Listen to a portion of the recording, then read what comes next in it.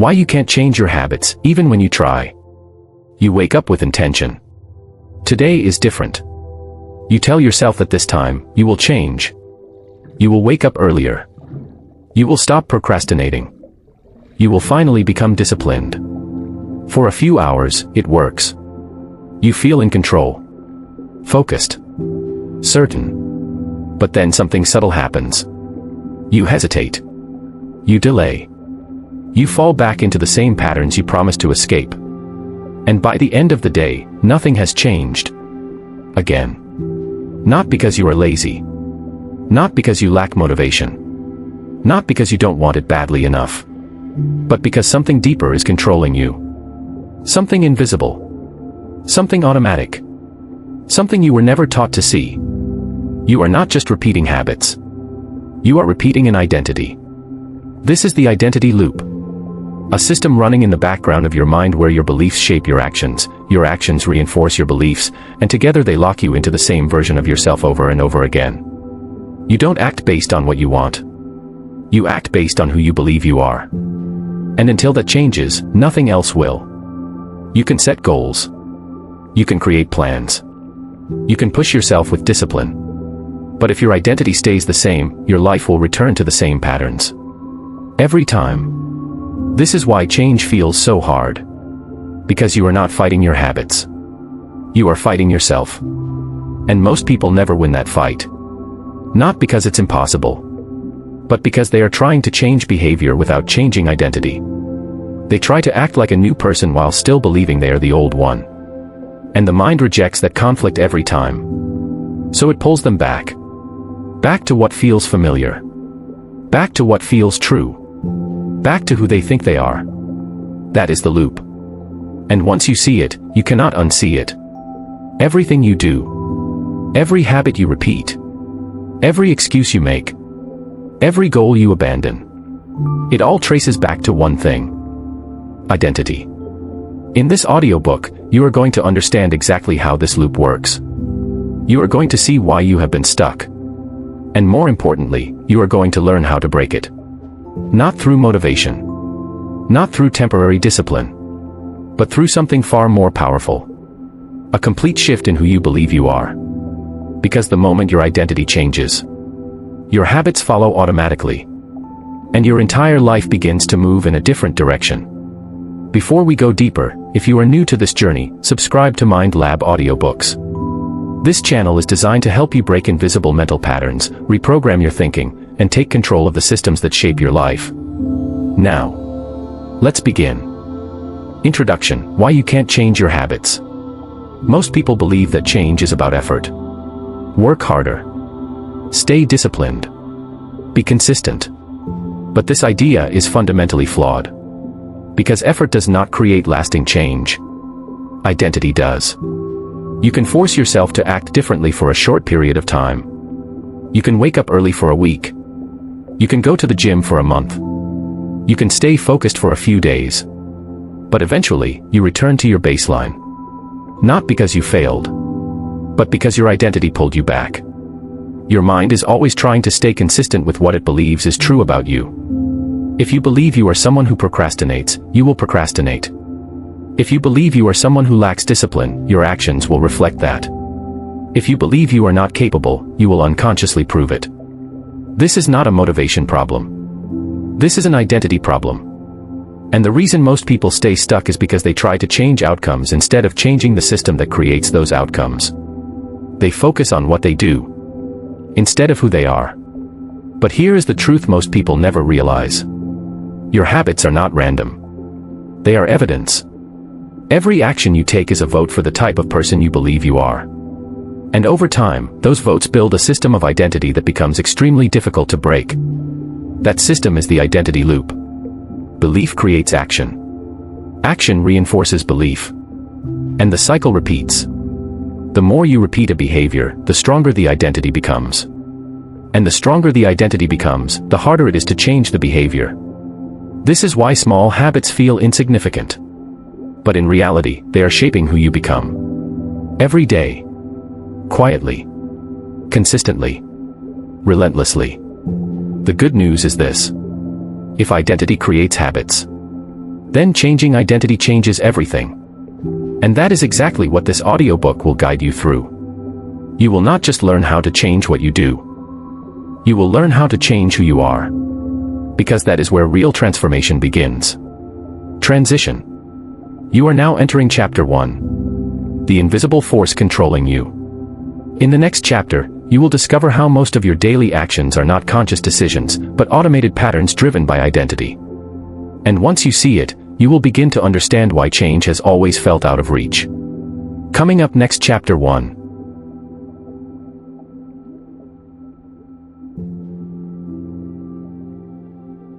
Chapter 1, The Invisible Force Controlling You.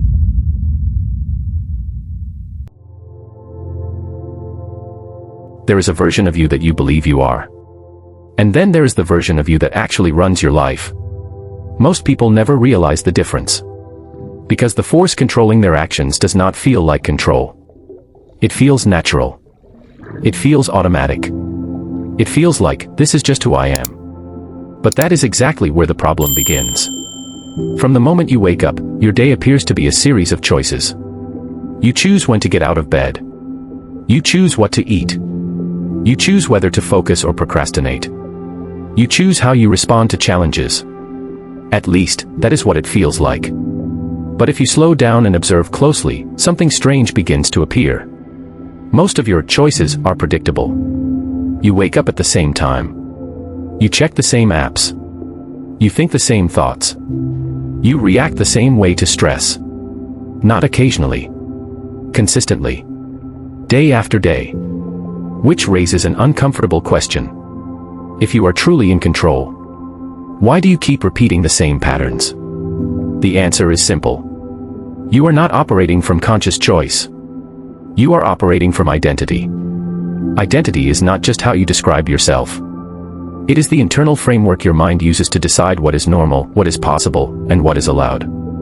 And once that framework is in place, your brain begins to automate everything around it. This is how the invisible force works. It removes the need to think. It turns behaviors into default settings. It creates efficiency. But it also creates limitations. Because once something becomes automatic, you stop questioning it. You stop noticing it. And eventually, you start believing it cannot be changed. Think about the way you respond to difficulty. Some people face challenges and immediately take action. Others hesitate, overthink, and avoid. This is not random. It is identity in motion. If someone believes they are decisive, their brain filters situations through that belief. Action feels natural. If someone believes they are uncertain or not capable, hesitation feels natural. Same situation. Different identities. Different outcome. And here is where it becomes dangerous. Because over time, these repeated actions begin to look like personality. You start saying things like, I'm just not disciplined. I've always been like this. I'm not the type of person who can do that. But these are not facts. They are conclusions drawn from repeated behavior. And those behaviors were shaped by identity. Which means you are not describing who you are. You are reinforcing who you have been. This is how the invisible force locks people in place. Not through force. Through familiarity. Your brain is designed to conserve energy. It prefers patterns over uncertainty. So once it builds an identity, it protects it. Even if that identity is limiting. Even if it is holding you back. Even if it is destroying your potential. Because to your brain, consistency equals safety. And change feels like a risk. So every time you try to act outside of your identity, something subtle happens. You feel resistance. Not physical resistance. Psychological resistance. Doubt. Discomfort. Internal tension. And most people interpret this the wrong way. They think, this must not be right for me. This is too hard. I'm not ready. But what they are actually experiencing is identity conflict. You are trying to act like someone you do not yet believe you are. And your mind is pushing back. Not to stop you, but to protect what it believes is true. This is why motivation never lasts. Because motivation operates at the surface. Identity operates at the core. You can temporarily override your patterns with effort. But you cannot sustain change against your own identity. Eventually, the system resets, and you return to what feels normal. This is why people can have moments of transformation, but not permanent change. They can act differently for a short period of time, but they cannot become different, because they never change the system underneath. And the system underneath is identity. Now here's the part most people never see. Identity is not fixed. It is built, layer by layer, through repetition, through experience, through interpretation. At some point in your life, you had a neutral sense of self. But then experiences started to shape it. You failed at something. You were judged. You were compared. You were rewarded. And slowly, your brain began forming conclusions. I'm not good at this. I'm not confident. I'm not disciplined. I'm not enough. And once those ideas were repeated enough times, they stopped feeling like opinions. They started feeling like the truth. From that moment on, your brain began filtering reality through those beliefs. Looking for proof. Collecting evidence. Reinforcing the same identity over and over again. This is the invisible loop beginning to form. And once it stabilizes, it becomes extremely powerful. Because now, every action you take is aligned with that identity. Not consciously. Automatically. If you believe you are inconsistent, you will find ways to break consistency. If you believe you are not focused, you will create distractions. If you believe you are not capable, you will hesitate at the exact moment action is required. Not because you want to fail, but because your brain is trying to stay consistent with who you believe you are. This is the hidden mechanism behind self-sabotage. It is not sabotage. It is alignment. Alignment with an identity that no longer serves you. Now take a moment and look at your own patterns. Where do you repeat the same behaviors? Where do you fall back, even when you want to move forward? Where do you stop yourself, even when opportunity is in front of you? Those patterns are not accidents. They are signals. They are showing you the identity you are operating from. And once you see that clearly, something begins to shift. Because you realize the problem is not your effort. It is your identity. And if identity is the source, then identity must be the solution. But before you can change it, you need to fully understand how it works. Because this invisible force is not random. It follows a precise structure. A loop. A system. And once you understand that system, you gain something most people never have. Control. Chapter 1 Summary. You are not as in control of your actions as you think. Most of your behaviors are automated patterns driven by identity. Identity is the internal system that defines what feels natural, possible, and allowed.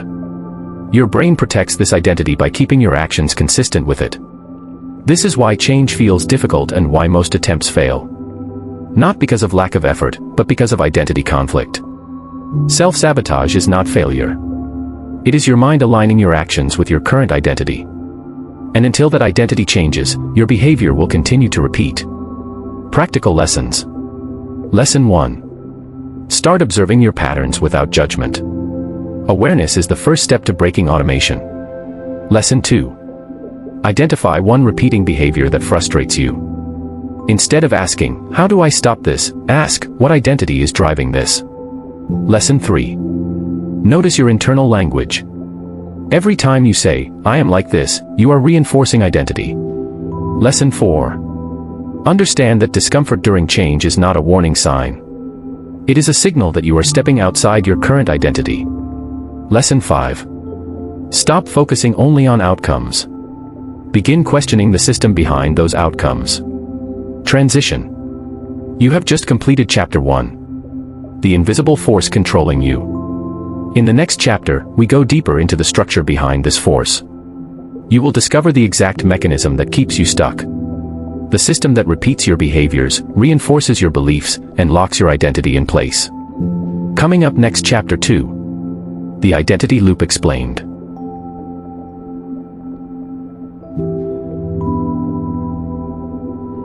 Chapter 2. The Identity Loop Explained.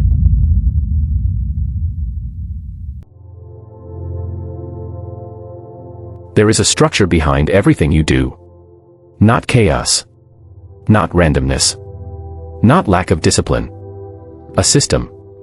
And once you see this system clearly, your entire understanding of behavior changes. Because what feels like failure is actually a loop. A predictable, self-reinforcing cycle that runs beneath your awareness. This is the identity loop. And it operates through three core components: belief, action, evidence. These three elements are constantly interacting, shaping who you are and how you behave. Not occasionally. Continuously. Every single day. It begins with belief. A simple idea about who you are. I am not disciplined. I am inconsistent. I am not confident. I always procrastinate. These beliefs may feel like observations. But they are not neutral. They are instructions. The moment your brain accepts a belief, it begins to organize your behavior around it.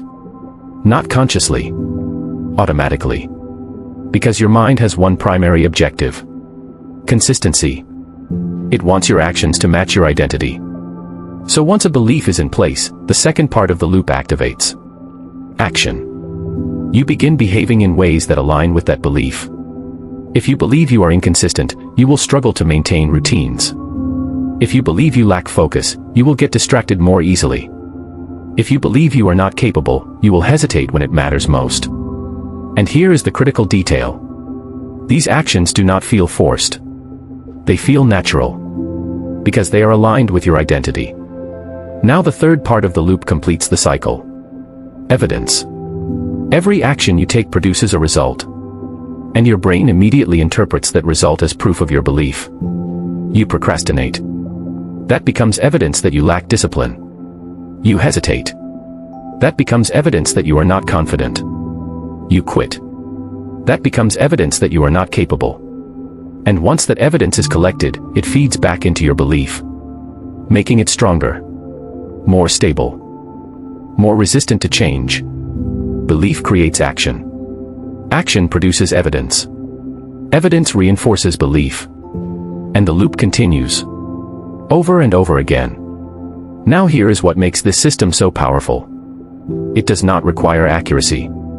It only requires repetition. Your beliefs do not have to be true. They only need to be repeated enough times to feel true. Which means you can build an identity around false conclusions. And still experience real consequences. This is how people become trapped. Not by reality. But by interpretation. A single failure becomes, I'm not good at this. A moment of hesitation becomes, I'm not confident. A temporary struggle becomes, I'm not capable. And once these interpretations enter the loop, they begin shaping behavior. Which creates more evidence. Which strengthens the belief. Which deepens the loop. This is why change feels impossible. Because you are not just trying to change behavior. You are trying to interrupt a system that is constantly reinforcing itself. And most people try to break the loop in the weakest place. Action. They try to force new behaviors. Wake up earlier. Work harder. Stay consistent. But the moment pressure is removed, the loop pulls them back. Because the belief never changed. And belief always wins. If your identity says, this is not who I am, your mind will reject the behavior. No matter how much effort you apply. This is why two people can follow the exact same plan. And get completely different results. One sees themselves as disciplined. The other sees themselves as inconsistent. Same actions. Different identities. Different outcomes. Because one is acting in alignment. The other is acting in conflict. And conflict cannot be sustained. Now here is where the loop becomes even more subtle. Because it does not only operate through negative beliefs. It also reinforces positive ones. If someone believes, I am disciplined, they will act accordingly. They will follow through. They will stay consistent. And every successful action becomes evidence that strengthens that identity. Which makes future actions easier. Same loop. Different direction. This is important to understand. Because it means the loop itself is not the problem. The identity inside the loop is. The system is neutral. But the input determines the outcome. Right now, whether you realize it or not, you are inside a loop. Every habit you repeat is reinforcing something about who you believe you are. Every decision you make is either strengthening or weakening your identity. And most of this is happening without conscious awareness. Which is why people feel stuck. They are trying to change the results, without realizing they are feeding the same loop. Now pause for a moment and reflect. Think about one area of your life where you feel stuck. Maybe it is productivity. Maybe it is confidence. Maybe it is discipline. Now trace the loop. What do you believe about yourself in that area? What actions do you take because of that belief? What evidence do those actions create? And how does that evidence reinforce the original belief? This is not abstract. This is measurable, observable, real. And once you see your loop clearly, something shifts. Because now you understand that your behavior is not random. It is structured, predictable, and most importantly, changeable. But only if you stop attacking the symptoms and start addressing the source. Because breaking the identity loop does not begin with action. It begins with awareness of belief. Once belief shifts, actions follow. Once actions change, new evidence is created.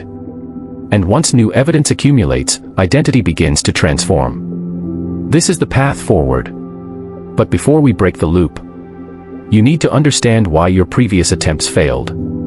Because without that clarity, you will repeat the same mistakes and fall back into the same cycle. Chapter 2 Summary. The identity loop is a three-part system. Belief creates action. Action produces evidence. Evidence reinforces belief. This loop runs continuously, shaping your habits and identity. Your beliefs do not need to be true. They only need to be repeated. Most people try to change behavior without changing belief, which is why change does not last. The loop itself is neutral. It can work for you or against you. Understanding your personal loop is the first step toward breaking it. Practical lessons. Lesson 1. Identify one limiting belief you hold about yourself. Be specific and honest. Lesson 2. Track the actions that come from that belief. Notice patterns, not isolated events. Lesson 3. Observe the evidence you collect daily. Your brain is always reinforcing something. Lesson 4. Stop trying to force behavior without addressing belief. This creates internal conflict. Lesson 5. Begin shifting awareness from "what am I doing" to "why am I doing it?" Narrator transition. You have just completed Chapter 2. The Identity Loop Explained. In the next chapter, we confront a critical question. If the system is so clear, why do most people still fail to change? Why does motivation disappear? Why does discipline collapse? Why do habits never stick? Next, Chapter 3. Why habit change always fails.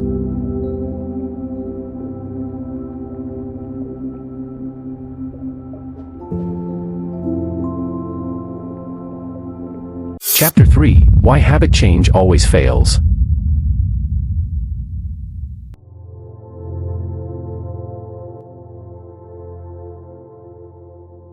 Most people already know what they need to do. Wake up earlier. Exercise consistently. Focus without distraction. Follow through on plans. The knowledge is not missing. The strategies are not new. The information is everywhere. And yet, the outcome stays the same. Start strong. Lose momentum. Fall back. Again and again. So the real question is not what to do. The real question is this. Why does it never last? Why does change collapse even when the intention is real? The answer is uncomfortable. Because the failure is not in your effort. It is in your approach. Most people try to change habits from the outside in. They focus on behavior first. They design routines. They set goals. They build systems. And for a short period of time, it works. They feel motivated. They feel in control. They feel different. But that phase is temporary. Because it is driven by emotional intensity. And emotional intensity always fades. When it fades, something deeper takes over. Identity. And identity does not negotiate. It enforces. This is the moment where most people lose. Not because they stop trying, but because they are now trying against themselves. They are attempting to maintain behaviors that conflict with who they believe they are. And the mind cannot sustain that contradiction. So it resolves it. Not by changing identity, but by eliminating the behavior. This is why discipline feels exhausting. Because when discipline is used without identity alignment, it becomes friction. Constant resistance. Constant effort. Constant internal tension. And eventually, the system breaks. Not suddenly. Gradually. You skip one day. Then another. Then you justify it. Then you return to your baseline. And once you return, something else happens. You reinforce the original belief. I knew I couldn't stay consistent. I always fall back. This is just who I am. And just like that, the identity loop strengthens again. This is why failure is so dangerous. Not because of the result. Every failed attempt becomes evidence. And that evidence feeds the same identity that caused the failure in the first place. This creates a cycle that feels impossible to escape. Try. Fail. Confirm identity. Try again. Fail again. Strengthen identity. And over time, something even worse happens. You stop trying. Not because you do not care, but because your brain has learned a pattern. Effort leads to failure. And failure reinforces identity. So to protect you from that experience, it lowers your expectations. It reduces your ambition. It keeps you in a space where your identity can remain consistent. This is what people call comfort. But it is not comfortable. It is a controlled limitation. Now here is the deeper problem. Most habit systems are built on outcomes, not identity. They focus on what you want to achieve. Lose weight. Make more money. Be productive. But outcomes do not change behavior. They create pressure. And pressure does not last. Because outcomes exist in the future. Identity exists in the present. And your brain always prioritizes the present. So when there is a conflict between who you are now and what you want in the future, the present wins. Every time. This is why goal-based thinking fails. Because goals do not transform identity. They temporarily override it. And once the goal is removed, the system resets. This is why people achieve something. And then lose it. They reach a target. And then fall back. Because they changed their behavior. But they never became the person who could sustain it. No identity shift. No permanence. Now consider this carefully. If you see yourself as someone who is not consistent, then consistency will always feel like effort. If you see yourself as someone who is not disciplined, then discipline will always feel unnatural. If you see yourself as someone who struggles, then progress will always feel temporary. Because you are not operating from alignment. You are operating from resistance. And resistance is not sustainable. Now here is the truth most people avoid. You cannot outperform your identity for long. You might exceed it temporarily. But you will always return to it. Because your identity acts like a baseline. A set point. And your behavior fluctuates around it. Which means if you want permanent change, you do not raise your effort. You raise your identity. That is the only way the baseline moves. But most people never do this. Because changing identity is uncomfortable. It requires uncertainty. It requires letting go of familiar patterns. It requires stepping into a version of yourself that does not yet feel real. And the mind resists that. Not because it is wrong, but because it is unfamiliar. So instead, people stay where they are. Repeating the same cycle. Trying harder. Pushing more. Getting the same result. Now pause and look at your own experience. Think about every time you tried to change something. How did it start? Motivation. Clarity. Energy. And how did it end? Inconsistency. Fatigue. Return to old habits. That pattern is not random. It is predictable. Because the approach was incomplete. You tried to change behavior without changing identity. And behavior alone cannot break the loop. Now here is the shift. Once you understand this, failure stops being confusing. It becomes logical, expected, even necessary. Because every failed attempt is showing you something. It is revealing the identity that is still in control. And once you see that clearly, you stop blaming yourself. And you start changing the right thing. Not your effort. Your identity. Chapter 3 Summary. Habit change fails because it focuses on behavior instead of identity. Motivation is temporary and cannot sustain long-term change. Discipline without identity alignment creates resistance and eventually collapses. Every failure reinforces the identity that caused it. Goals do not create lasting change because they do not shift identity. You cannot sustain behavior that conflicts with who you believe you are. Real transformation begins when identity changes, not just actions. Practical lessons. Lesson 1. Stop relying on motivation. It is temporary and unreliable. Lesson 2. Notice where you are using discipline as force instead of alignment. Lesson 3. Reflect on past failures and identify the belief that remained unchanged. Lesson 4. Shift focus from outcomes to identity. Ask who you need to become, not just what you need to do. Lesson 5. Understand that consistency is not built through effort alone, but through identity alignment. Transition. You have just completed Chapter 3. Why habit change always fails. In the next chapter, we go deeper into the origin of your identity. Because if identity is the root of everything, where did it come from? And more importantly, did you choose it? Coming up next, Chapter 4. The hidden identity you never chose.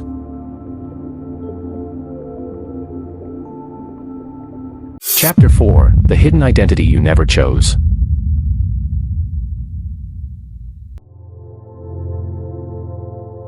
Before you ever tried to change your habits. Before you ever set a goal. Before you ever questioned who you are. Something was already shaping you. Quietly. Consistently. Powerfully. Your identity did not begin with a decision. It began with exposure. From the earliest moments of your life, your brain was not focused on independence. It was focused on adaptation. Learning what is safe. Learning what is accepted. Learning how to belong. And in that process, it started building a model of who you are. Not based on truth, but based on experience. This is the part most people never examine. Because your identity feels personal. It feels chosen. It feels like a reflection of who you truly are. But in reality, a large part of it was inherited. Conditioned. Absorbed. Without your awareness. Think about your environment growing up. The people around you. The way they spoke. The way they reacted to stress. The way they handled success and failure. You were watching all of it. Not consciously. But your brain was recording patterns. If you were surrounded by doubt, you learned hesitation. If you were surrounded by fear, you learned caution. If you were surrounded by limitations, you learned to lower expectations. Not because anyone explicitly told you to, but because your brain was trying to adapt to what it saw as normal. And once something becomes normal, it becomes invisible. Now add another layer. Language. The words you heard repeatedly. You're shy. You're not focused. You're just not that type of person. You need to be realistic. At the time, these may have sounded like simple comments. But your brain does not treat repetition lightly. Repeated language becomes internal belief. And once a belief is formed, it begins shaping identity. Now combine environment and language with experience. Moments where you failed. Moments where you were judged. Moments where you felt rejected or not enough. These experiences do not just pass. They leave interpretations. You speak up and get dismissed. Your brain concludes, my voice doesn't matter. You struggle to stay consistent. Your brain concludes, I'm not disciplined. And here is the critical mistake. These conclusions feel permanent. But they were formed in temporary moments. This is how identity is constructed. Not through objective truth, but through repeated interpretation. And once these interpretations accumulate, they begin to form a stable sense of self. A hidden identity. One that operates beneath your awareness. One that feels like you, but was never consciously chosen. Now here is where it becomes even more subtle. Because once your identity is formed, your brain begins filtering reality. You stop seeing things as they are. You start seeing things as they confirm what you already believe. If you believe you are not confident, you will notice every moment of hesitation. If you believe you are not capable, you will focus on every mistake. If you believe you are inconsistent, you will remember every time you failed to follow through. And at the same time, your brain ignores anything that contradicts that belief. Moments of success become exceptions. Moments of progress become luck. Positive evidence is dismissed. Negative evidence is amplified. This is not conscious. It is automatic. Because your brain is trying to maintain consistency. It is protecting the identity you have built. Even if that identity is limiting. Even if it is outdated. Even if it no longer reflects your potential. Now pause and consider this. If your identity was shaped by environment, language, and interpretation, then how much of it is actually yours? How much of what you believe about yourself is based on truth? And how much is based on repetition? This is not a comfortable question. Because it challenges something fundamental. The idea that you fully know who you are. But this discomfort is necessary. Because you cannot change what you still believe is absolute. Now here is the shift. Once you realize your identity was constructed, you also realize it can be reconstructed. But that requires one critical step. Separation. You must begin to separate who you are from what you learned. Separate your potential from your past interpretations. Separate your awareness from your automatic identity. Because right now, they are fused. Your thoughts feel like the truth. Your patterns feel permanent. Your identity feels fixed. But none of that is accurate. It only feels accurate because it has been repeated. Now imagine what happens when you start questioning it. Not rejecting it immediately, but observing it. Where did this belief come from? Is it based on one experience or many? Was it formed during a moment of emotion? Does it still apply now? This is where control begins. Not by forcing change, but by creating distance. Distance between you and the identity you have been operating from. Because once there is distance, there is choice. And once there is choice, there is a possibility. This is the beginning of breaking the loop. But before you can rebuild identity, you need to understand one more mechanism. The system that keeps collecting evidence. The system that constantly proves your identity right. Whether it serves you or not. Chapter 4 Summary. Your identity was not fully chosen. It was shaped by environment, language, and experience. Repeated exposure and interpretation created beliefs that became your sense of self. Your brain filters reality to confirm these beliefs, reinforcing identity over time. Many of your limiting beliefs are based on past moments, not present truth. Identity feels permanent, but it is constructed and therefore can be changed. The first step to transformation is separating yourself from the identity you have been conditioned to believe. Practical lessons. Lesson 1. Identify one belief about yourself and trace its origin. Ask where it came from. Lesson 2. Challenge the permanence of your identity. Just because something has been repeated does not make it true. Lesson 3. Notice how your environment has influenced your thinking and behavior. Lesson 4. Pay attention to the language you use internally. It often mirrors what you have heard externally. Lesson 5. Create distance between observation and identity. Instead of saying, I am this, begin thinking, I have learned to act this way. Transition. You have just completed Chapter 4. The hidden identity you never chose. In the next chapter, we uncover the mechanism that keeps this identity alive. The system your brain uses to constantly gather proof. To reinforce what you believe. And to make change feel almost impossible. Next Chapter 5. The proof mechanism.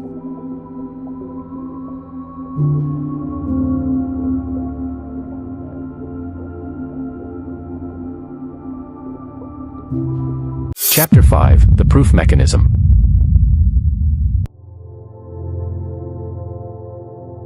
Your identity does not survive on belief alone. It survives on proof. Constant proof. Relentless proof. Your brain is always searching, scanning, and collecting evidence to confirm one thing: that who you believe you are is correct. This process is automatic. You are not consciously deciding what to notice.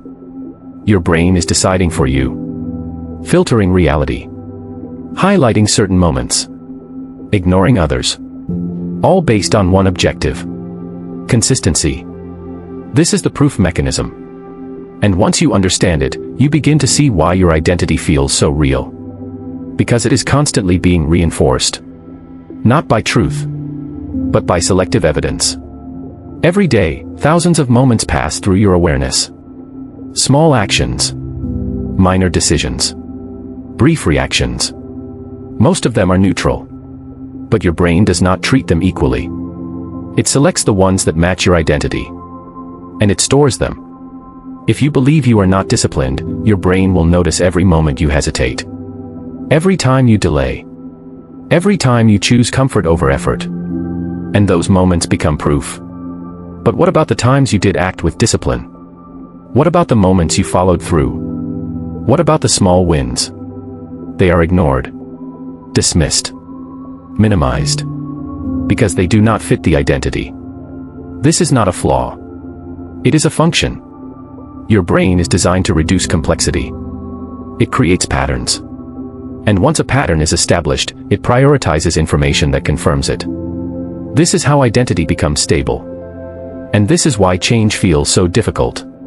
Because even when you begin to act differently, the proof mechanism resists it. You take one disciplined action. Your brain says, that was an exception. You stay consistent for a few days. Your brain says, this won't last. You make progress. Your brain says, this is temporary. Why? Because your identity has not changed yet. And the proof mechanism is protecting it. It is filtering out contradictory evidence. Maintaining the old narrative. This is the hidden reason why people feel stuck even when they are improving. They are changing their actions. But they are not recognizing it as proof. So the identity remains unchanged. And eventually, the old pattern returns. Now here is where the mechanism becomes even more powerful. Because it does not only observe behavior. It interprets it. Two people can experience the same event. And extract completely different meanings. One person fails and thinks, I need to improve. Another fails and thinks, I'm not good enough. Same event. Different interpretations. Different identity outcome. And once that interpretation is stored as proof, it shapes future behavior. This is how small moments create long-term identity. Not through the event itself, but through the meaning assigned to it. Now consider how often this happens in your life. You miss one day of a habit. Do you see it as a minor deviation? Or do you see it as confirmation that you lack consistency? You struggle with focus. Do you interpret it as a temporary state? Or as evidence that you are not disciplined? These interpretations matter. Because they feed the proof mechanism. And the proof mechanism feeds your identity. Now here is the most critical part. The proof mechanism does not care if the identity is helping you or hurting you. It only cares that it is consistent. Which means if your identity is limiting, your brain will work just as hard to protect it. It will gather proof of your limitations. It will reinforce your doubts. It will keep you aligned with a version of yourself that no longer serves you. This is why people sabotage progress. Not intentionally, but systematically. Because progress creates conflicting evidence. And conflicting evidence threatens identity. So the mind resolves the conflict. By rejecting the progress. By returning to familiar patterns. By restoring consistency. Now pause and reflect. Think about a time you made progress. And then lost it. You stop seeing your thoughts as objective. You start seeing them as selective. Curated. Biased toward your current identity. And that awareness changes everything. Because now you can begin to intervene. Not by forcing behavior, but by controlling what you treat as proof. This is where most people miss the opportunity. They perform new actions, but they do not consciously store them as evidence. They do not reinforce them. They do not let them reshape identity. So the loop remains unchanged. But if you reverse this, If you begin capturing proof intentionally, everything shifts. A single disciplined action is no longer small. It becomes evidence. A moment of focus is no longer random. It becomes identity reinforcement. A small win is no longer insignificant. It becomes a building block. This is how identity changes. Not through massive transformation, but through controlled accumulation of proof. Because once enough new evidence is collected, the belief begins to shift. And once belief shifts, the loop changes direction. Now, instead of reinforcing limitations, it begins reinforcing growth. Now your brain starts looking for different evidence. Now it highlights progress. Now it strengthens the new identity. Same system. Different input. Different outcome. This is the turning point, where you stop being controlled by the proof mechanism and start using it. Chapter 5 Summary. The proof mechanism is your brain's system for collecting evidence to confirm your identity. It filters reality, highlighting what aligns with your beliefs and ignoring what does not. Your identity feels real because it is constantly reinforced by selective evidence. Interpretation of events matters more than the events themselves. The mechanism does not care if your identity is helpful or limiting. It only maintains consistency. Progress often fails because new evidence is not recognized or reinforced. Identity changes when new proof is consistently collected and acknowledged. Practical lessons. Lesson 1. Start recognizing small wins as valid evidence. Do not dismiss progress. Lesson 2. Challenge negative interpretations. Ask if they are facts or assumptions. Lesson 3. When you act differently, consciously label it as proof of change. Lesson 4. Stop using failure as identity confirmation. Treat it as a single event, not a pattern. Lesson 5. Begin building a record of evidence that supports the identity you want to create. Narrator transition. You have just completed Chapter 5. The proof mechanism. In the next chapter, we uncover a paradox. If people are aware they are stuck, if they feel frustrated, if they want to change, why do they still stay the same? Why do they remain in patterns that clearly do not serve them? Coming up next, Chapter 6. The comfort of familiar pain.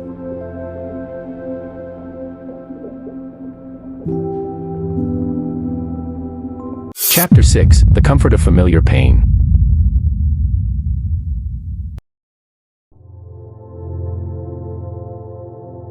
If your current habits are frustrating, if your patterns are holding you back, if you are aware that you are not living at your full potential, then why do you stay? Why do you repeat behaviors that you clearly do not want? Why do you return to patterns that you have already recognized as limiting? The answer is not laziness. It is not a lack of ambition. It is not a weakness. It is something far more precise. You are choosing what feels familiar over what is unknown, even when the familiar is painful. This is the comfort of familiar pain. And it is one of the strongest forces keeping the identity loop in place. Because your brain does not prioritize happiness. It prioritizes predictability. It wants to know what to expect. It wants to reduce uncertainty. It wants stability. And familiarity provides that. Even if that familiarity is negative. Even if it is frustrating. Even if it is limiting your growth. Because to your brain, known pain is safer than unknown change. Known failure is easier to manage than uncertain success. This is why people stay in patterns they claim to hate. Because those patterns are predictable. They know how the story goes. They know what to expect. They know how it ends. And that sense of predictability creates a form of psychological comfort. Not comfort in the emotional sense, but comfort in the structural sense. No surprises. No uncertainty. No identity disruption. Now compare that to change. Change introduces uncertainty. It removes predictability. It challenges identity. It creates unfamiliar experiences. And your brain interprets that as risk. Even if the outcome is positive. Even if the change leads to growth. Even if it improves your life. Because the brain is not evaluating long-term outcomes. It is reacting to immediate uncertainty. This is why stepping into a new identity feels uncomfortable. Not because it is wrong, but because it is unfamiliar. And unfamiliarity triggers resistance. Now here is where the paradox becomes clear. You can be unhappy with your current situation and still resist changing it, because the discomfort you know feels safer than the uncertainty you do not. This is why people say they want change, but do not follow through. Their conscious mind wants growth, but their identity wants stability. And stability wins. Now let's go deeper. Familiar pain is not just about external situations. It is also about internal states. If you are used to self-doubt, confidence can feel unnatural. If you are used to inconsistency, discipline can feel forced. If you are used to hesitation, decisive action can feel uncomfortable. Not because these states are wrong, but because they do not match your identity. And anything that does not match your identity creates tension. That tension is often misunderstood. People think, this doesn't feel like me. This is not natural. This is too hard. But what they are actually experiencing is identity expansion. They are stepping outside of what is familiar. And instead of recognizing it as growth, they interpret it as a sign to stop. So they return. Back to familiar patterns. Back to familiar thoughts. Back to familiar behaviors. Even if those patterns lead to the same frustrations. Because at least they are known. Now consider how this connects to the identity loop. Your identity creates your habits. Your habits create your experience. Your experience reinforces your identity. And within that loop, familiarity becomes the anchor. It keeps everything stable. It keeps everything predictable. It keeps everything the same. This is why breaking the loop requires more than awareness. It requires tolerance for discomfort. Because the moment you begin to change your identity, you enter unfamiliar territory. Your thoughts will feel different. Your actions will feel forced. Your environment may even react differently. And your brain will try to pull you back. Not because you are failing. It is a sign that your identity is being challenged. The people who successfully transform their habits are not the ones who avoid discomfort. They are the ones who understand it. They recognize that feeling unfamiliar is part of the process.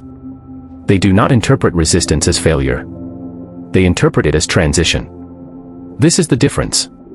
Most people experience discomfort and retreat. A few people experience discomfort and continue. And that decision changes everything. Because every time you stay in discomfort without returning to old patterns, you weaken the hold of familiar pain. And every time you return to old patterns, you strengthen it.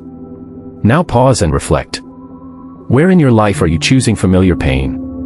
Where are you staying in patterns that you know are limiting? Simply because they feel known. Where are you avoiding change? Not because you cannot do it, but because it feels unfamiliar. These are not easy questions, but they are necessary. Because until you recognize the comfort in your current patterns, you will continue to return to them, even when you want to leave. Now here is the final layer. Familiar pain is not permanent.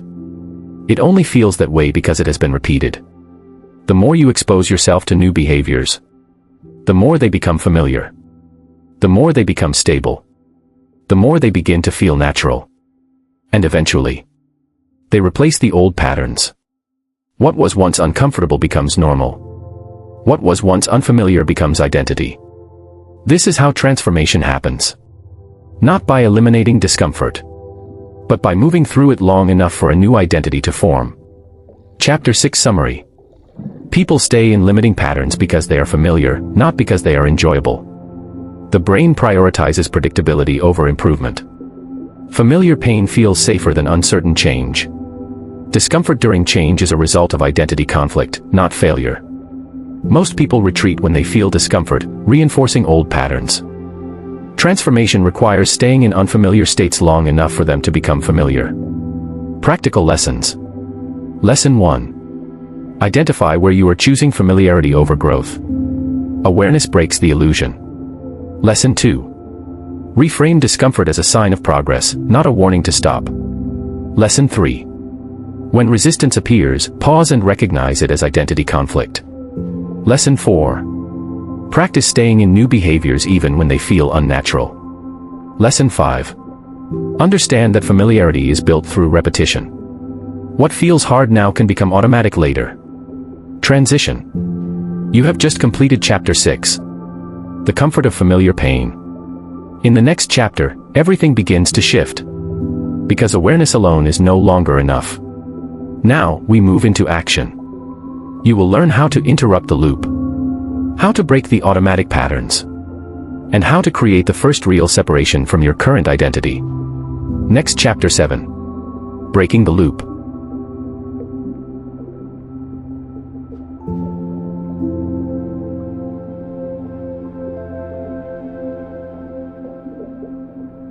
Chapter 7. Breaking the loop.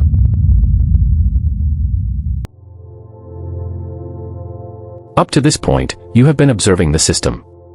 You have seen how identity shapes behavior. You have seen how behavior reinforces identity. You have seen how the loop sustains itself. Now comes the critical question. How do you break it? Not temporarily. Not for a few days. But in a way that creates real, lasting change. The answer is not what most people expect. You do not break the loop by force. You break it by interruption. Because the identity loop depends on continuity, repetition, automation, unquestioned patterns. It survives because it runs without resistance. So the moment you interrupt that pattern, even slightly, you create space. And in that space, something new becomes possible. Now understand this clearly. Breaking the loop does not require massive change. It requires precise disruption. Small actions that go against your current identity. Not perfectly. Not consistently at first. But intentionally. Because every time you act outside your identity, you weaken the loop. Now here is where most people fail. They try to replace the entire system at once. They attempt to become a completely different person overnight. And that creates overwhelming resistance. Because the gap between who they are and who they are trying to be is too large. So the system rejects it. And they fall back. Instead, the correct approach is controlled contradiction. You do not try to become a new identity immediately. You begin by challenging the current one. In small, specific moments. Moments where you would normally follow the old pattern. Moments where the behavior is predictable. That is where the interruption happens. You feel the urge to procrastinate. Instead of following it automatically, you pause. Even for a few seconds. That pause is disruption. You notice the thought. I'll do it later. Instead of accepting it as truth, you question it. That question is disruption. You take one small action. Even when it feels unnatural. That action is disruption. These moments may seem insignificant. But they are not. Because they break the automatic flow of the loop. They introduce awareness where there was none. And awareness changes the system. Now here is the next layer. Interruption alone is not enough. Because if you interrupt without replacing, the system resets. So every disruption must be followed by a new action. A different response. Even if it is small. Even if it is imperfect. Because this is how you begin to create new pathways. Now consider how this works in real time. You identify a pattern. For example, distraction. Every time you sit down to focus, you check your phone. This has become automatic. Part of your identity. Now instead of trying to eliminate distraction completely, you insert interruption. The moment you reach for your phone, you stop. You recognize the pattern. You delay the action. Even for 10 seconds. Then you return to the task. That single moment has changed something. You did not follow the pattern. You disrupted it. And that disruption creates a new possibility. Now repeat this. Not perfectly. But consistently enough. And something begins to shift.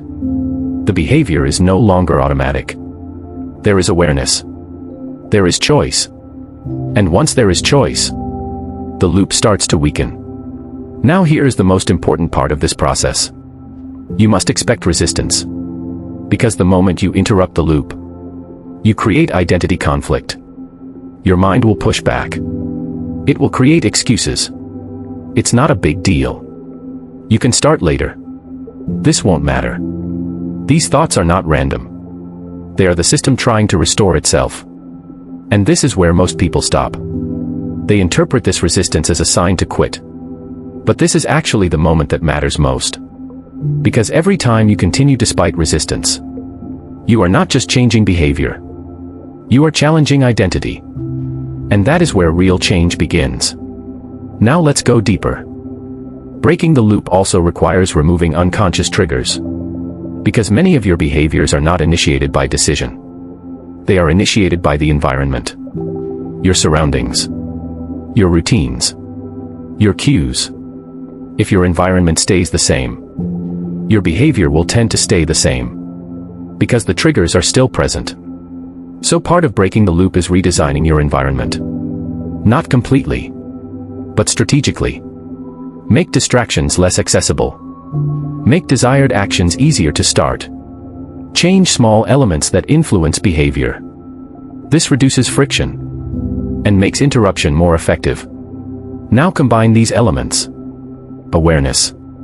Interruption. Replacement. Environment. This is the framework for breaking the loop. Not through force, but through system disruption. Now pause and consider this. You do not need to become a new person immediately. You only need to stop being the same person in specific moments. That is where transformation begins. One interruption at a time. One different choice at a time. One moment of awareness at a time. And over time, these moments accumulate. They create new evidence. They weaken the old identity. They begin forming something new. But this is only the beginning. Because breaking the loop creates space. But it does not define what fills that space. For that, you need a new identity. A clear direction. A system to build something stronger. Chapter 7 Summary. The identity loop is broken through interruption, not force. Small disruptions in automatic behavior create space for change. Awareness is the first step, but it must be followed by intentional action. Resistance is a natural response to identity conflict, not a sign to stop. The environment plays a key role in maintaining or breaking patterns. Change begins by acting differently in specific moments, not by complete transformation. Practical lessons. Lesson 1. Identify one automatic habit and begin interrupting it consciously. Lesson 2. Practice pausing before acting.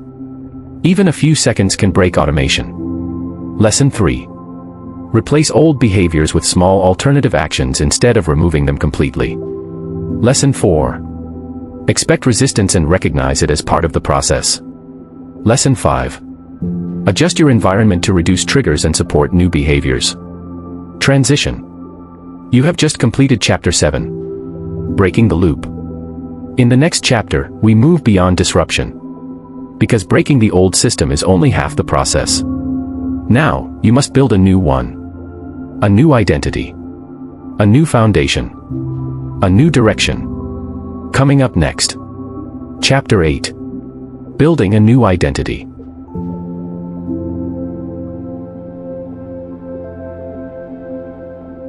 Chapter 8. Building a new identity.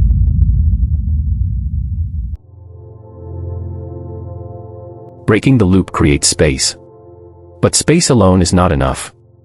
If you remove an old pattern and do not replace it, the system returns to what it knows. Because your mind does not operate well in a vacuum. It needs structure. It needs direction. It needs identity. So the question now is not how to stop being who you were.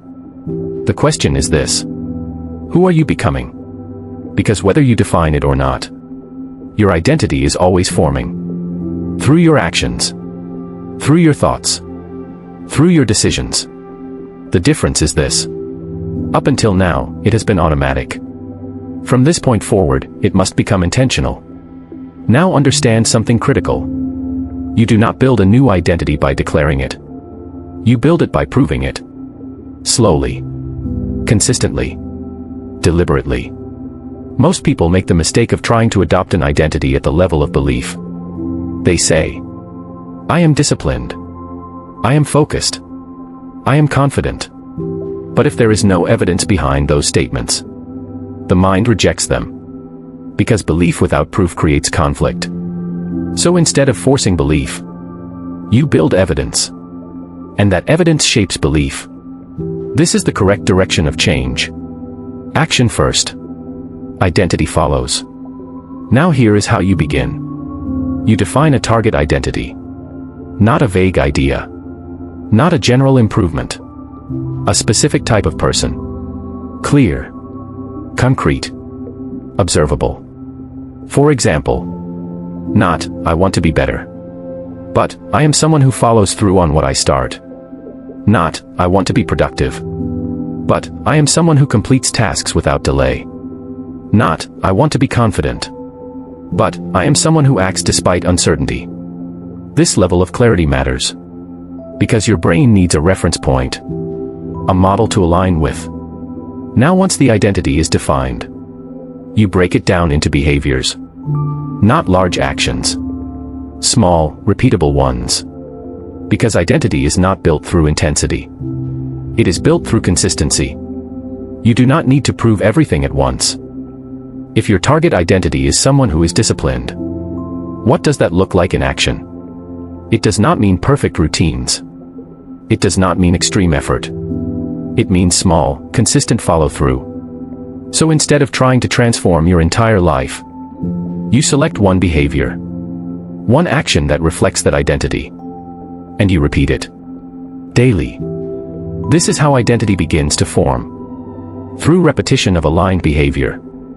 Now here is where the process becomes powerful. Every time you perform that action, you collect proof. And that proof feeds the new identity. I followed through today. I acted despite resistance. I stayed consistent. These are not just actions.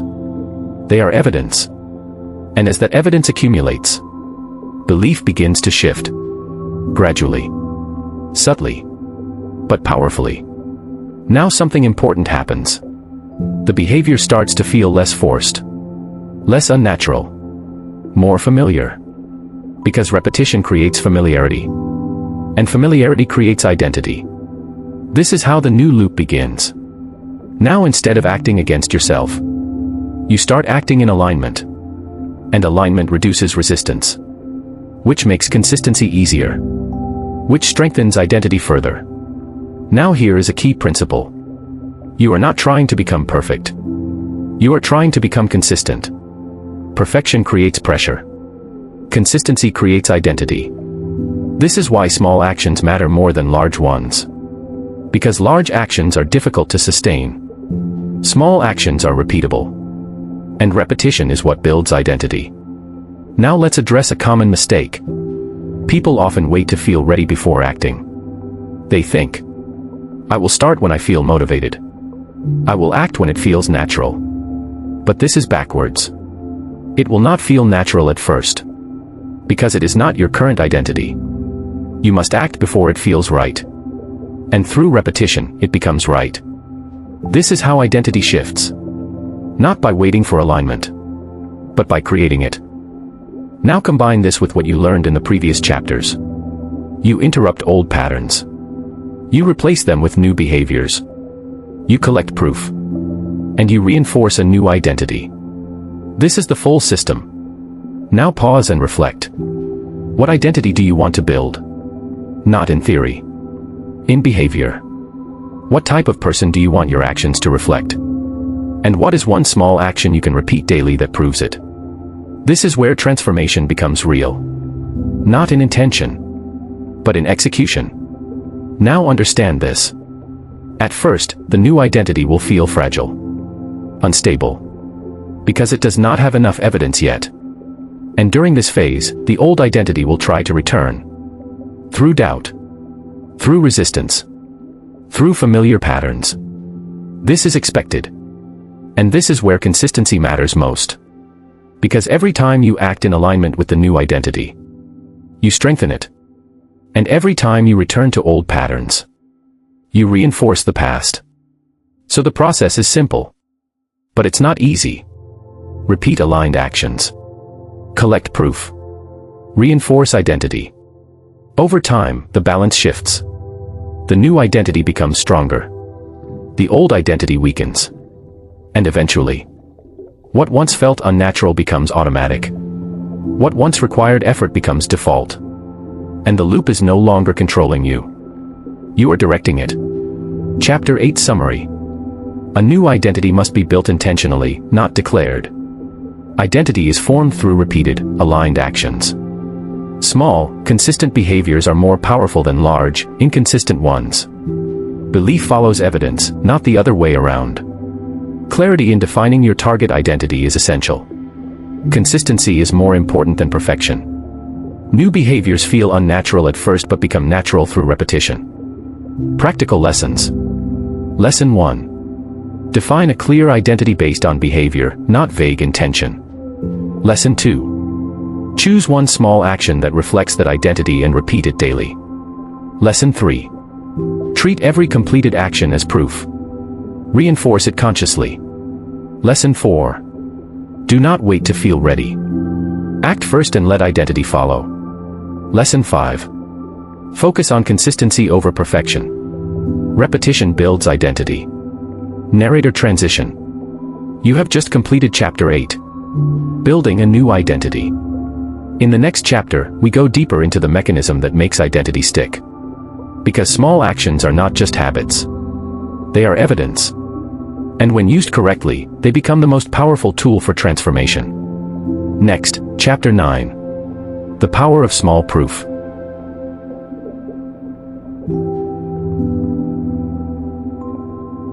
Chapter 9. The Power of Small Proof.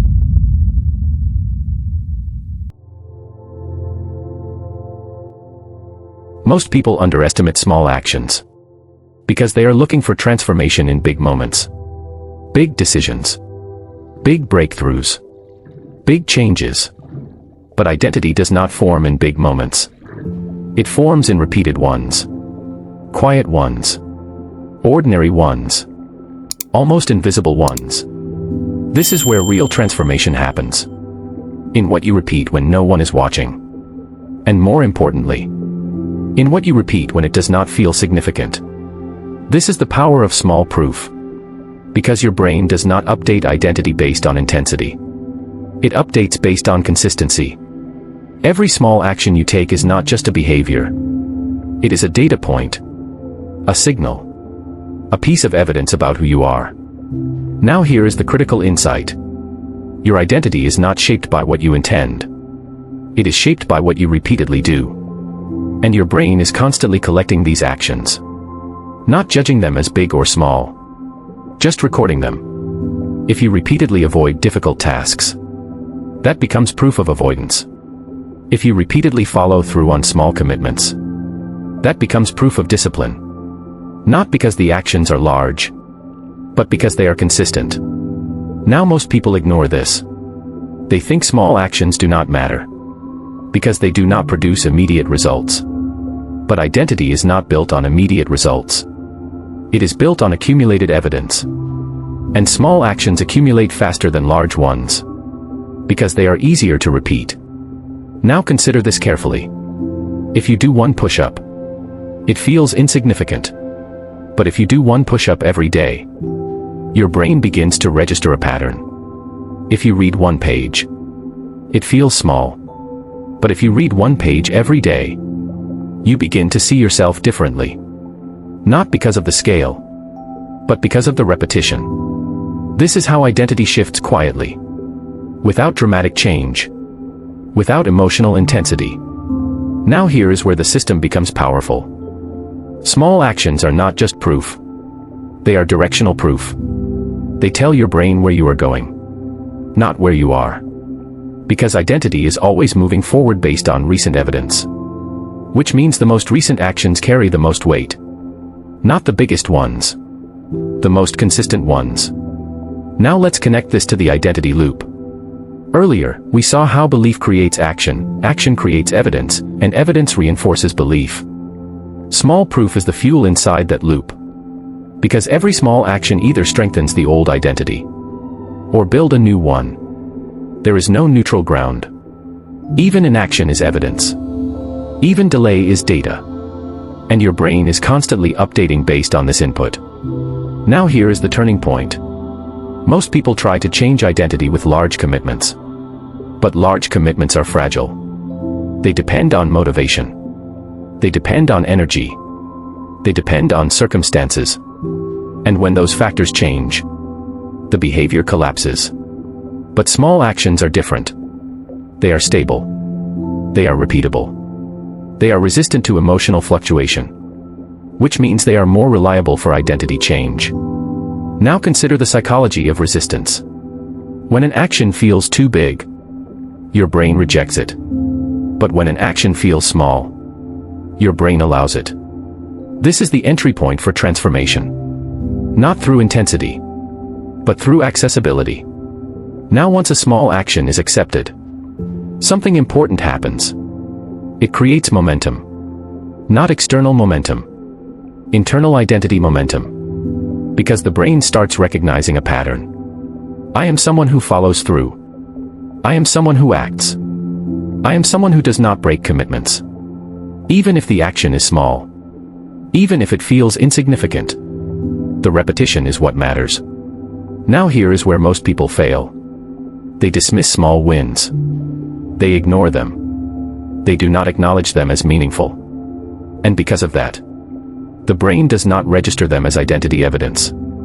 So the loop does not change. But when you consciously recognize small actions, you amplify their effect.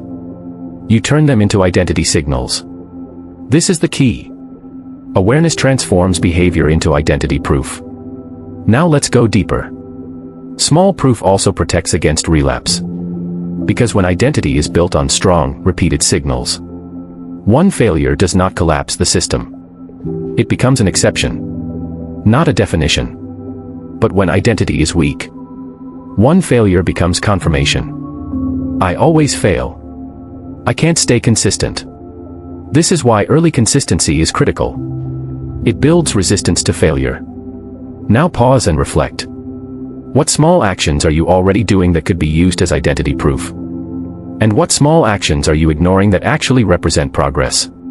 Because transformation is often not about adding more. It is about recognizing what already exists. Now here is the final insight. Small proof compounds. One action becomes a pattern. A pattern becomes identity. Identity becomes automatic behavior. And automatic behavior becomes your life. This is how change actually happens. Not through dramatic transformation, but through repeated evidence. Collected slowly. Stored consistently. And reinforced intentionally. Chapter 9 Summary. Identity is built through accumulated small actions, not large events. Every small behavior is a piece of evidence about who you are. Consistency matters more than intensity. Small actions are easier to repeat and therefore more powerful for identity change. The brain updates identity based on recent and repeated signals. Ignoring small wins prevents identity change. Awareness turns small actions into identity reinforcement. Practical lessons. Lesson 1. Stop dismissing small actions. Treat them as identity evidence. Lesson 2. Focus on repeatable behaviors rather than intense efforts. Lesson 3. Choose actions that are so small they cannot be resisted. Lesson 4. Acknowledge every completed action consciously to reinforce identity. Lesson 5. Understand that identity is built through accumulation, not intensity. Transition. You have just completed Chapter 9. The Power of Small Proof. In the next chapter, we move into a deeper layer of transformation. Because collecting proof is not enough. You must also change how you see yourself internally. We enter the system of self-image. The internal blueprint that decides what you allow yourself to become. Coming up next, Chapter 10. Reprogramming your self-image.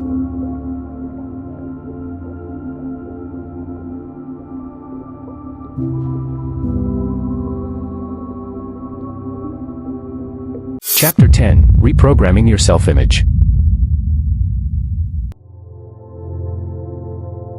Everything you do is filtered through one internal structure. Not your goals. Not your habits. Not your motivation. Your self-image. This is the internal blueprint your mind uses to decide what is like you and what is not like you. And most of your limitations do not come from ability. They come from this filter. Because even when you are capable of change, your self-image can reject it. Not consciously, but automatically. This is why people sabotage progress even when they know what to do. It is not a knowledge problem. It is a self-perception problem. Now understand this clearly.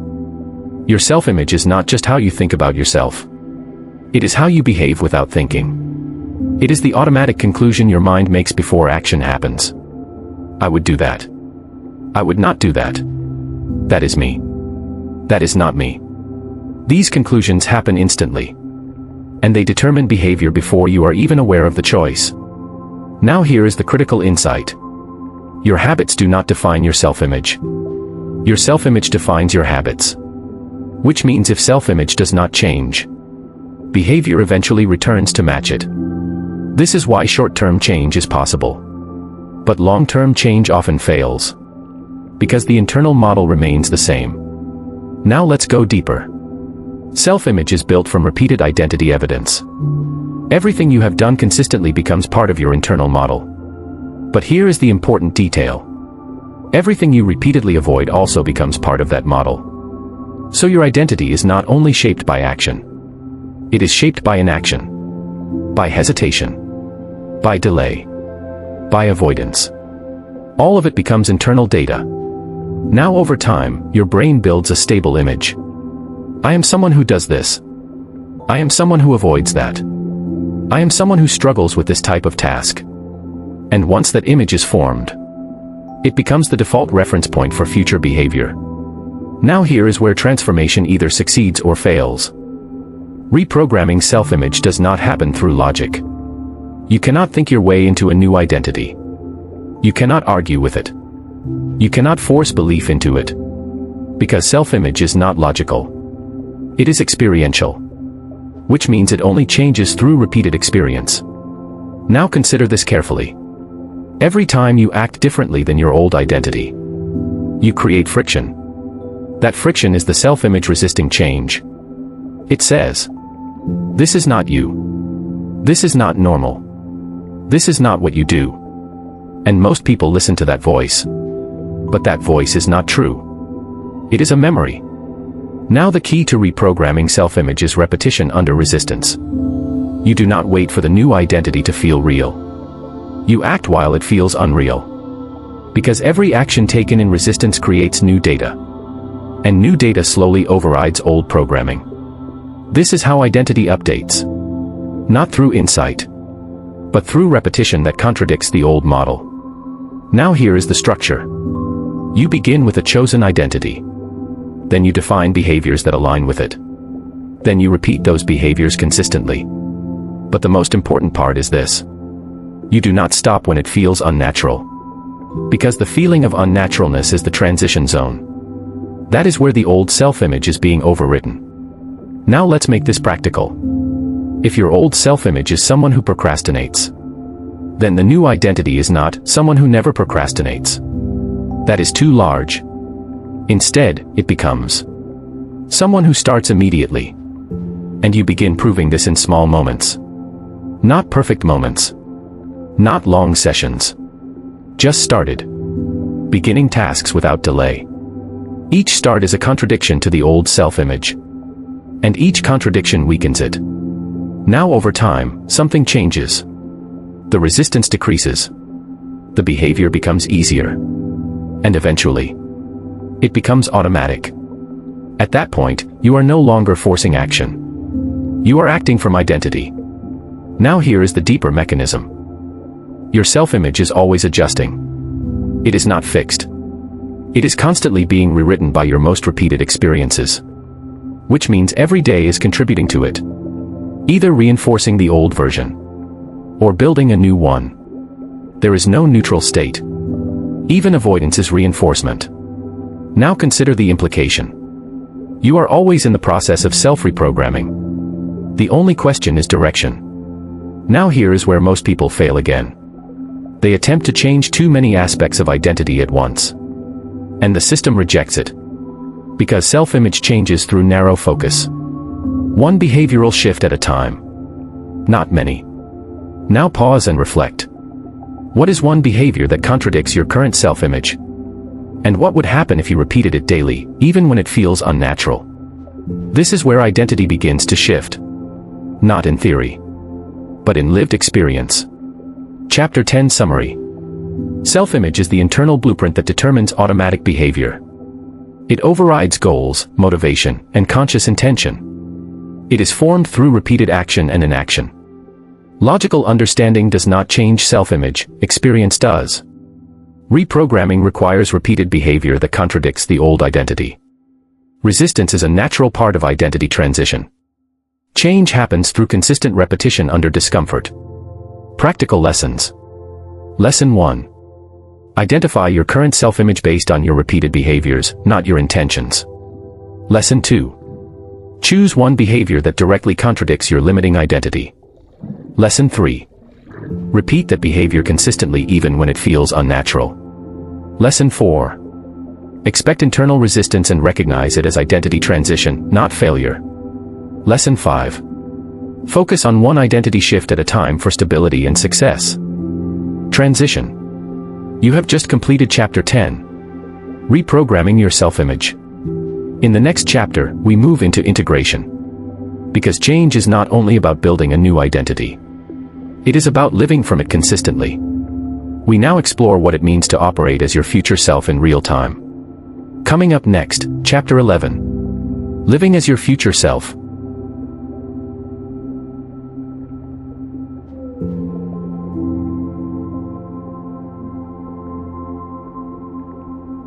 Chapter 11. Living as your future self.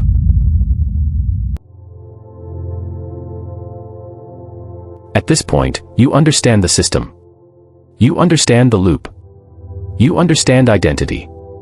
You understand self-image. But understanding alone does not change anything. Because knowledge does not rewire identity. Behavior does. And now comes the real question. What happens when you stop trying to change? And start living as the version of you that already exists in your future. Not in imagination. Not in fantasy. But in action. This is where transformation becomes practical. Because most people make critical mistakes. They treat their future self as something distant. Something they will become later. After more motivation. After more discipline. After better circumstances. But that delay is exactly what keeps them stuck. Because your future self is not a destination. It is a standard of behavior. And that standard can be applied now. Not later. Now here is the core shift. You do not become your future self by waiting. You become your future self by acting from that identity in present moments. Every decision becomes a question. What would the disciplined version of me do here? What would the focused version of me choose? What would the consistent version of me follow through on? Not as a thought experiment, but as an operating system. Now understand this clearly. Your future self is not a different person. It is a more consistent version of your current capacity. Which means there is no gap in ability. Only a gap in behavior. And that gap is closed through repetition. Now let's go deeper. When you begin acting as your future self, something important happens. You create alignment between identity and action. And alignment reduces internal resistance. Because you are no longer acting against your self-image. You are updating it in real time. Now here is the key principle. You do not wait to feel like your future self. You act as your future self until it feels natural. This reverses the usual process. Most people wait for identity to change before acting. But identity only changes after action. So the correct sequence is: action first. Identity follows. Feeling adjusts last. Now consider how this applies in real life. If your future self is disciplined, you do not wait for motivation to act. You start immediately. Even if the action is small. If your future self is focused, you do not wait for perfect conditions. You remove distraction and begin. Even for a short period. If your future self is consistent, you do not aim for perfect execution. You aim for continuation. Because continuity is identity in motion. Now here is where transformation becomes stable. When you repeatedly act as your future self, your brain begins to reduce the gap between current identity and projected identity. At first, it feels forced. Then it feels structured. Then it feels normal. And finally, it becomes automatic. This is the moment identity locks in. Now let's address resistance. Because it will appear. Every time you act differently from your old identity, there will be friction. Thoughts like, "This is not me. This feels forced. I'll start properly tomorrow." But these thoughts are not guidance. They are protection mechanisms. They are your old identity trying to maintain control. And if you listen to them, you return to the loop. But if you continue acting anyway, you create a new reference point. Now here is a powerful shift. Your identity is not what you think. It is what you repeatedly do without negotiation.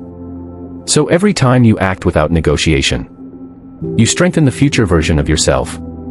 Now let's bring this together. Living as your future self means you reduce delay. You reduce negotiation. You reduce emotional dependency. And you increase aligned action. Not perfectly, but consistently. Now pause and reflect. Where in your life are you delaying actions that your future self would already be doing? What decisions are you negotiating that your future self would have already made? And what would happen if you removed delay from those moments? This is where change becomes immediate. Not because life changes, but because identity is applied differently. Now here is the final insight. Your future self is not created later. It is revealed through repetition now. Every action either confirms or contradicts that identity. And over time, the pattern becomes irreversible. Because identity always follows behavior. Not intention. Not desire. Behavior. Chapter 11 Summary. Your future self is not a distant goal but a present standard of action. Identity change happens through acting from the future version of yourself now. Action leads, identity follows, and feelings adjust last. Resistance is a signal of identity conflict, not a reason to stop. Repeated alignment between action and future identity reduces internal friction. Consistency, not perfection, determines transformation. Practical lessons. Lesson 1. Ask in every key moment, what would my future self do here? Lesson 2. Remove delay between decision and action wherever possible. Lesson 3. Act even when motivation is absent, as long as action is aligned. Lesson 4. Treat resistance as confirmation that change is happening. Lesson 5. Focus on alignment over perfection. Continuity builds identity. Transition. You have just completed Chapter 11. Living as your future self. Now we reach the final stage. Because identity is not just built. It must be stabilized. Without stability, the loop can return. In the final chapter, we bring everything together into a permanent system. We call it the new loop. Coming up next. Chapter 12. The new loop.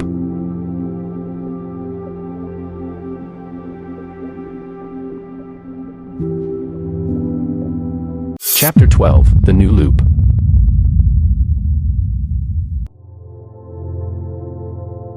Every person is already living inside a loop. Not metaphorically. Practically. A repeating cycle of thoughts, actions, and evidence that reinforces a stable identity. The question was never whether you are in a loop. The question was which loop you are in. Up to this point, the identity loop has been running automatically. Belief creates action. Action creates evidence. Evidence reinforces belief. And the cycle repeats. But once you become aware of it, something changes. Because awareness creates interruption. And interruption creates choice. And choice allows construction. Now a new loop becomes possible. Not automatic, but intentional. Not unconscious, but designed. This is the new loop. And it follows a different structure. Awareness. Action. Reinforcement. Identity stabilization. It begins with awareness. Not who you think you are, but of what is actually happening in real time. What am I doing right now? Why am I doing it? Is this aligned with who I want to become? This awareness breaks unconscious repetition. It creates a gap between impulse and action. And in that gap, control exists. Then comes action. But not reactive action. Intentional action. Chosen behavior that aligns with a defined identity rather than a conditioned one. Even if it is small. Even if it feels uncomfortable. Even if it is imperfect. What matters is direction. Then comes reinforcement. This is where most people fail to complete the loop. Because they act differently, but do not reinforce it. They do something new, but dismiss it as insignificant. And without reinforcement, the identity does not update. So the new loop requires conscious reinforcement. Not an emotional celebration, but cognitive recognition. This action reflects who I am becoming. This behavior aligns with my identity. This is evidence of change. This is how the brain learns. Not through intensity, but through repetition with meaning. Then comes stabilization. This is the phase where new behavior becomes familiar. Where effort decreases. Where resistance weakens. Where actions begin to feel natural. Because repetition has created identity consistency. Now the loop has changed direction. Instead of reinforcing limitations, it reinforces growth. Instead of proving old identity, it builds a new identity. Now here is the critical truth. You do not escape loops. You replace them. Because the brain always operates in cycles. The only difference is whether those cycles are unconscious or designed. Now consider what this means. Your current life is not random. It is the output of a loop. And if you change the loop, you change the output. But this requires discipline in the beginning. Because the new loop does not feel automatic. At first, it requires effort. Awareness must be intentional. Action must be chosen. Reinforcement must be conscious. But over time, something shifts. The system internalizes. The loop runs without friction. And what once required effort becomes identity. Now pause and understand this clearly. You are not trying to become someone else. You are trying to install a new operating system. One that runs automatically in your favor. And every repetition is part of that installation. Now let's bring everything together. You started with unconscious identity. Then you discovered the loop. You saw how belief, action, and evidence reinforce each other. You learned how identity is formed. How it is maintained. How it resists change. You learned how familiarity keeps you stuck. How interruption breaks patterns. How small proof builds new identity.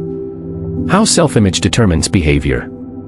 And how future identity is lived in the present. Now all of that becomes one system. And that system is now in your control. Not perfectly.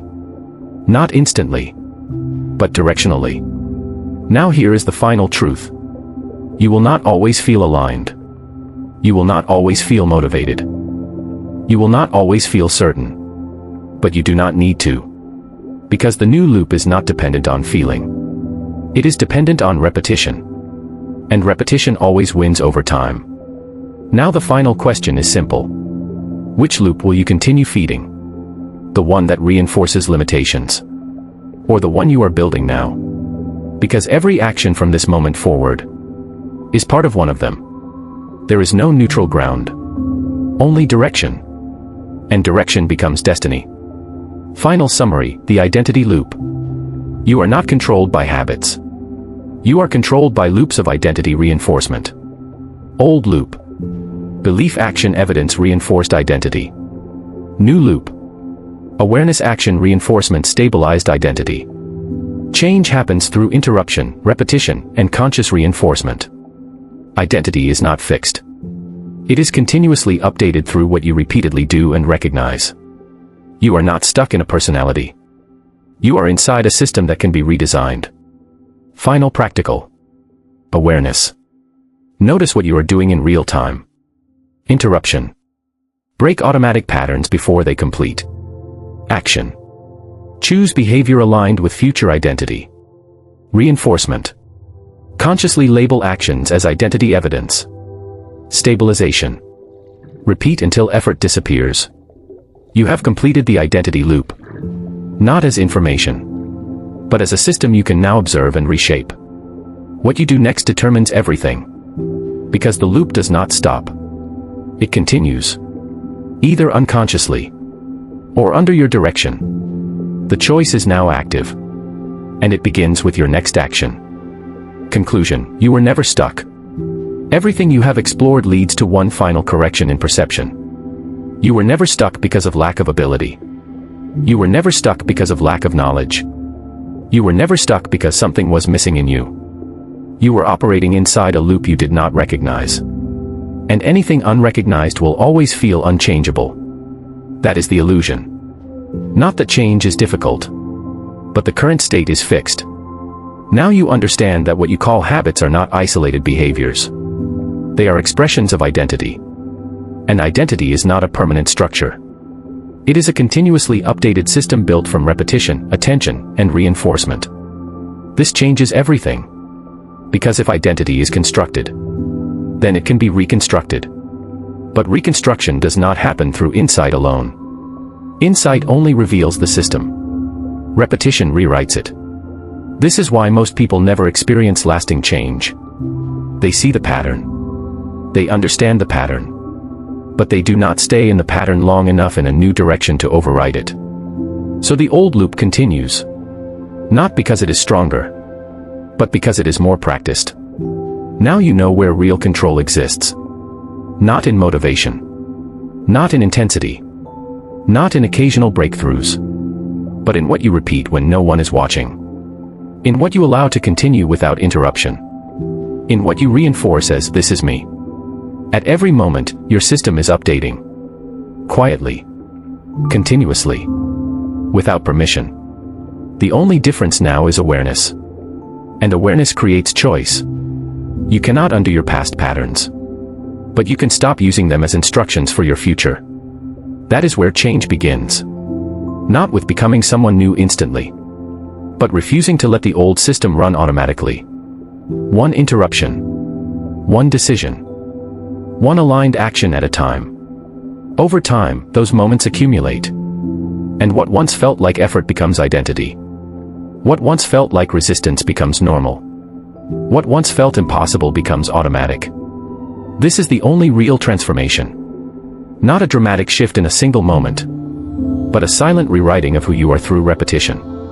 So the final truth is simple. You are not becoming someone else. You are becoming the result of what you repeatedly choose. And from this moment forward, that choice is no longer invisible. It is conscious. Final words, before you leave. You have now seen the full structure of the identity loop. Not as an idea, but as a system that quietly shapes every decision, every habit, and every outcome in your life. The real shift begins now. Because awareness without application changes nothing. But awareness with repetition changes everything. Before you go. If this audiobook made sense to you, then it is not the only one you need to hear. Each one builds the next layer of your understanding. Go back and listen again to The Comfort Zone Trap, Why Safety is Slowly Destroying Your Potential. The Awakening Mind, Why Most People Are Living on Autopilot and Don't Know It. The Fear Barrier, Why You're Stuck, and How Fear is Controlling Your Life. The Life You're Not Living, What Happens When You Never Take the Risk. Reprogram Your Limits, Break Free from the Invisible Rules Holding You Back. The Habit Code, How Your Daily Actions Are Quietly Controlling Your Entire Life. Each one connects to what you just learned here. And each one deepens the system you are now becoming aware of. And coming next, a continuation of this transformation. The Repetition Trap, How Your Brain Locks You into the Same Life Every Day. This next chapter will take everything further into how repetition silently builds your entire reality. Now, if this content gives you clarity, do not keep it to yourself. Like this video. Leave a comment with what resonated most. Share it with at least 7 people who need to hear this message. And most importantly, subscribe to MindLab Audiobooks. Because what you just heard is not motivation. It is a system reset. And this is only the beginning.